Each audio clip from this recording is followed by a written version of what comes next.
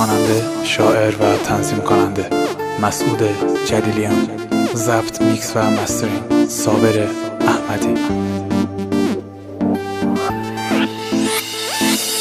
روز اول یاد دهاتی دلم گردیده دست، دل بسایدن و منو قول دای دلت نیدن و کس، دل بسایدن و منو قول دای دلت نیدن و کس. صد قرآن و صد قسم خوردید و خاوردید و که بغیر عشق ما و هیچ کسی نیری نظر، که بغیر عشق ما و هیچ کسی نیری نظر. بس و دست دام اخوام آزای و گانم دینیه، گشتگانم کت کت روحم و ای دنیا چیه، گشتگانم کت کت روحم و ای دنیا چیه. ای خدا خارت بکی، خارت بکی، خارت بکی، زخمی عشقت بکی، جوم عزادارت بکی، زخمی عشقت بکی، جوم عزادارت بکی.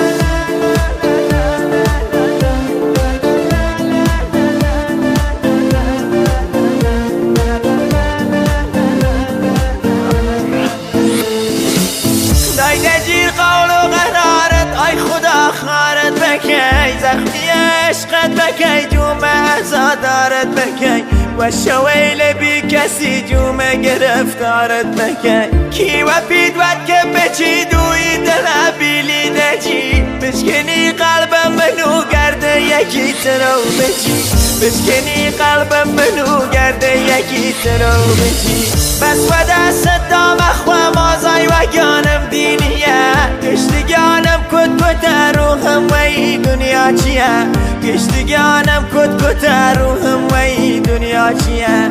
ای خدا خارت بکی، خارت بکی، خارت بکی، زخمی عشقت بکی، جوم عزادارت بکی، زخمی عشقت بکی، جوم